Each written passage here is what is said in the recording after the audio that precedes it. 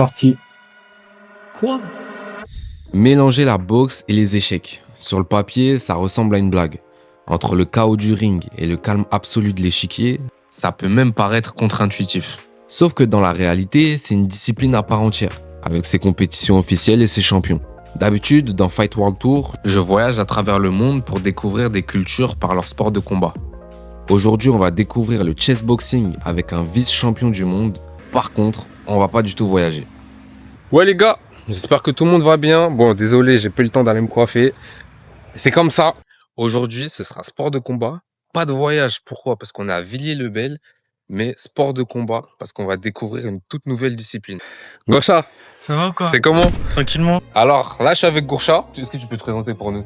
Ouais, Gursha, vice-champion du monde de chess boxing. C'est des échecs couplés avec de la boxe. Des échecs couplés avec de la boxe. Ok, C'est ça.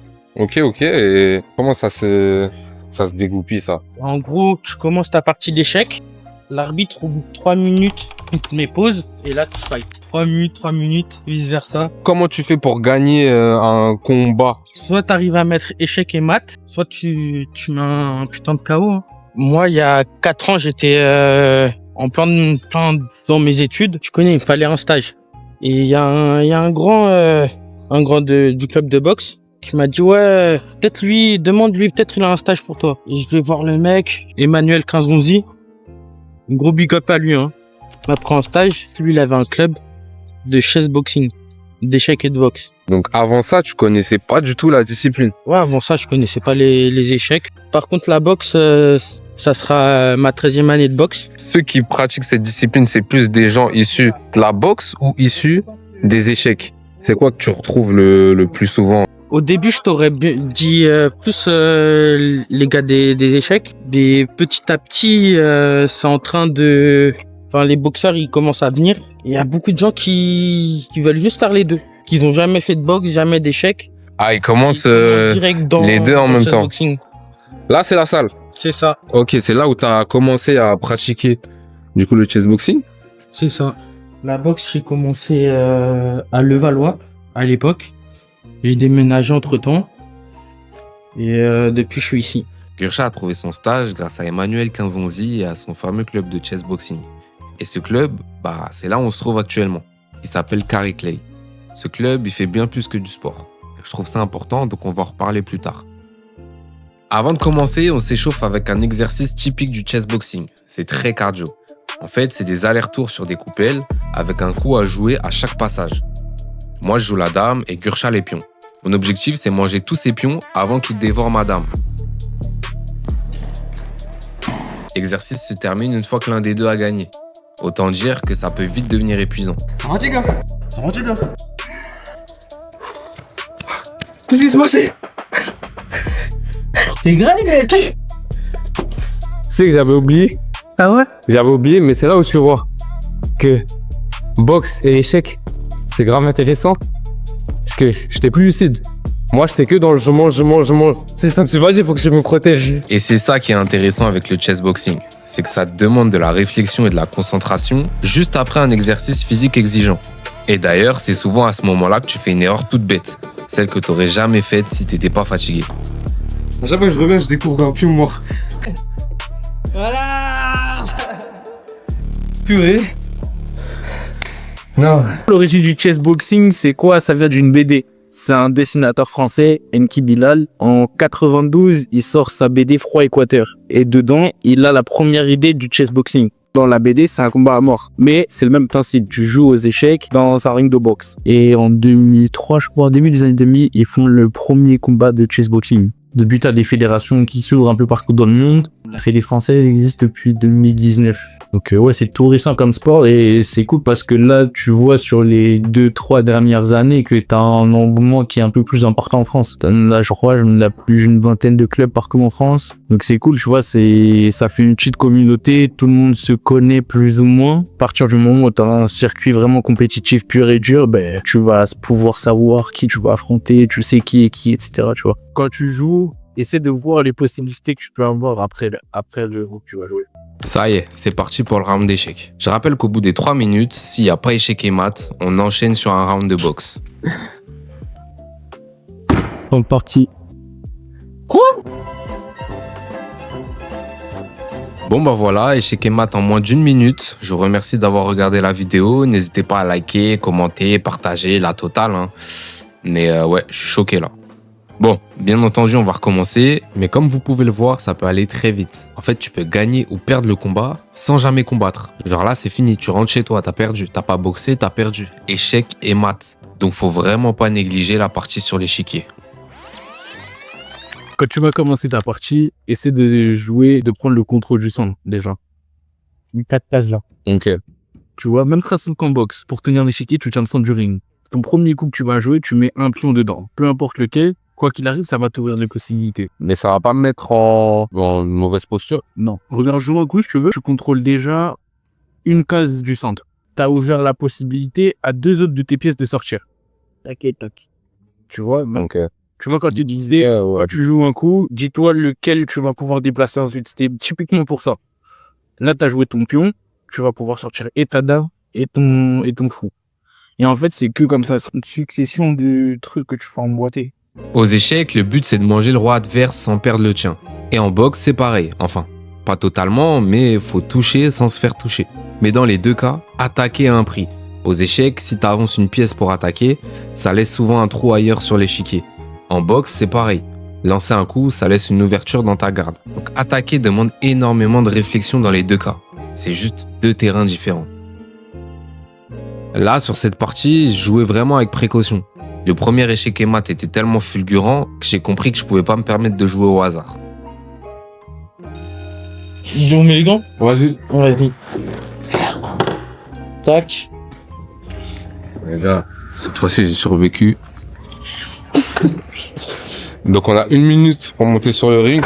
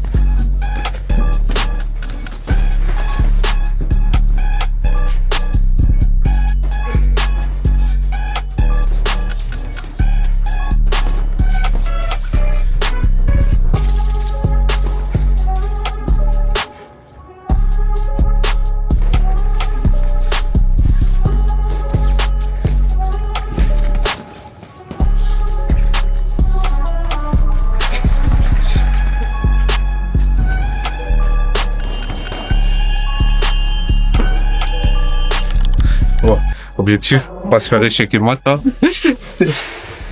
Sur ce format, on a chacun 4 minutes 30 pour jouer sur les 3 rounds d'échecs. En gros, tu peux pas seulement attendre la fin du round. Parce que si tes 4 minutes 30 tombent à 0, t'as perdu. Donc réfléchir longuement à chaque coup pour éviter une erreur, c'est pas gratuit. Il faut réfléchir et assez rapidement. Donc au final, tu peux perdre sur un échec et mat, par KO ou si ton temps de jeu est écoulé.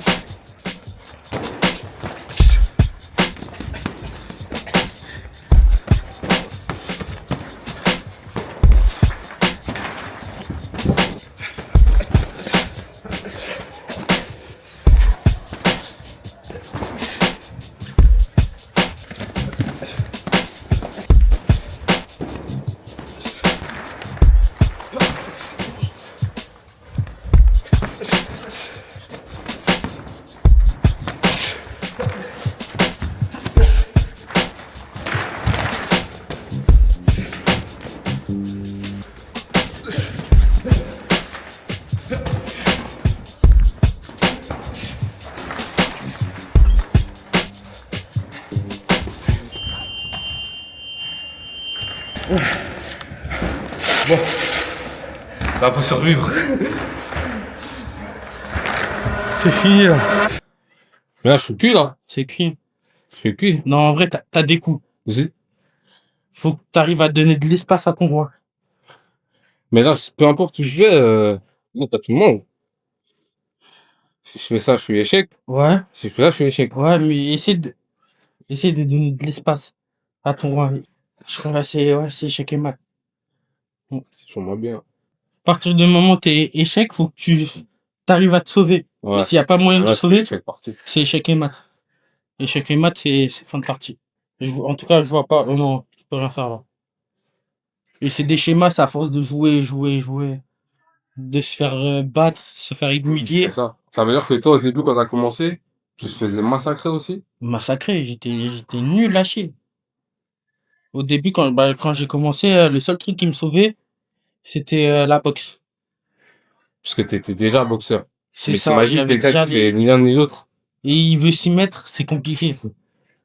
Moi, personnellement, pour préparer mes championnats, j'allais m'entraîner à la boxe uniquement et uniquement aux échecs. Moi, c'est Johan. Je suis chez Carré-Clé depuis 3 ans. J'ai commencé par la boxe. Ok. Comme Gurchak, en fait, on a commencé l'anglaise à Villiers en même temps. Gurchak qui m'a ramené dans le chessboxing. Et depuis, on n'en est pas ressorti, hein. Carré-Clé, nous, on est un club de chessboxing qui est différent des autres puisque nous, on a une visée sociale. Nous, notre but, c'est de proposer un accompagnement aux jeunes dans leur insertion scolaire et l'insertion pro via le sport, dont le chessboxing. Au-delà de l'activité sportive, on va proposer aussi des ateliers pour les jeunes, principalement le mentorat, présenter des métiers, visiter des entreprises et surtout le principal, leur donner une base de réseau.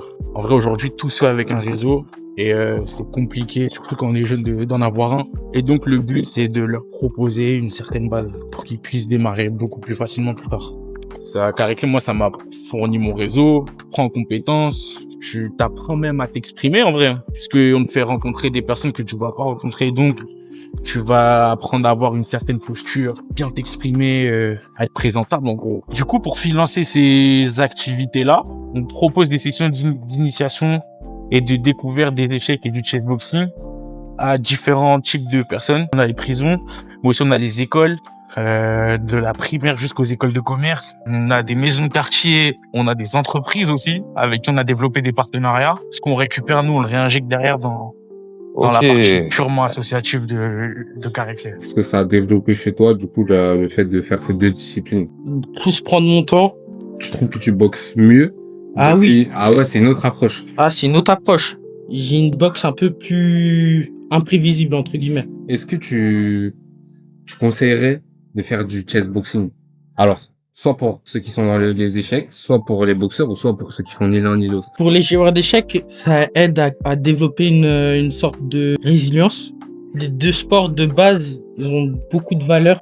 Genre aux échecs, tu réfléchis, tu deviens stratège, entre guillemets. À la boxe, tu deviens résilient. Quand tu mélanges les deux, bah, ça donne quelque chose de plus beau, de meilleur. En France, je sais qu'on a des grosses têtes. T'as Thomas Cazeneuve, qui est le premier chessboxer français, du coup, qui est parrain de Carré-Clé. Ça a été le premier à mettre les gants, tu vois, partir en solo et voilà. Et aujourd'hui, il a lancé tout un mouvement un peu et derrière, t'as la Fédé qui s'est créée. Et aujourd'hui, on est dedans et on est content de pouvoir changer avec ces personnes-là. Tu disais que tu étais vice-champion du monde. C'est ça. Qu'est-ce qui a manqué? Tu te rappelles de Emmanuel Quinzonzi?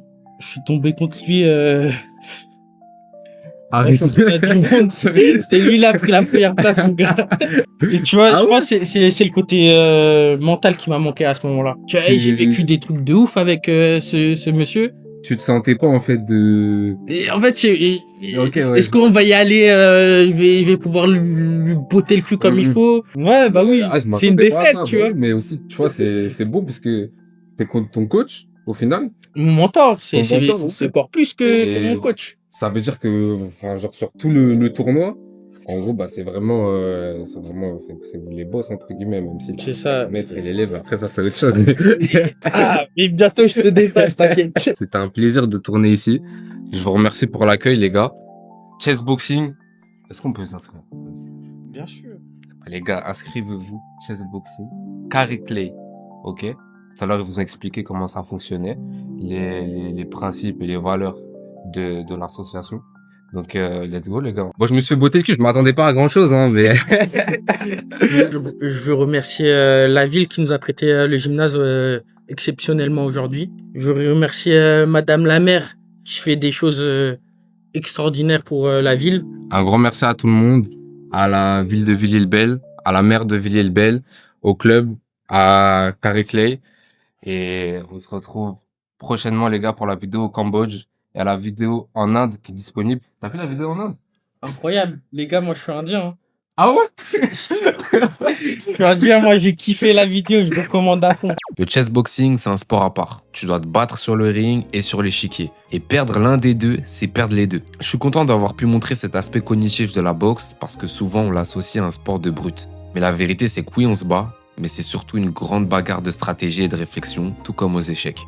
Sinon, il y a cette histoire du disciple qui finit en finale du championnat du monde face à son propre mentor. Ça, c'est magnifique. Même dans les films, je l'ai pas vu. Mais je tiens vraiment à remercier Carrie Clay par rapport à tout ce qu'ils font pour la jeunesse. Je trouve que c'est très important. Alors n'hésitez pas à aller voir ce qu'ils font, je vais tout mettre en description. Et sinon, comme Gursha vous l'a suggéré, il y a ma dernière aventure en Inde autour de la lutte traditionnelle qui est encore disponible. Alors va voir ça tout de suite, je te garantis que tu ne vas pas être déçu. Allez, on y va, c'est parti. Enfin, like et commente celle-là, hein, oublie pas. Hein. Et après, tu vas. Et attention, hein, si tu vas pas, Gursha te met KO. Ou échec et mat, c'est comme tu veux. Mais je pense qu'échec et mat, c'est bien. Je suis parti me battre là où les Indiens viennent mourir. L'Inde, soit elle te fascine, soit elle te dégoûte. Parfois les deux en même temps. Mais ce qui est sûr, c'est qu'elle te change pour toujours. C'est le pays que tout le monde juge sans jamais y avoir mis les pieds. Alors je suis allé dans la ville de la mort et c'est là que j'y ai trouvé les gens les plus vivants.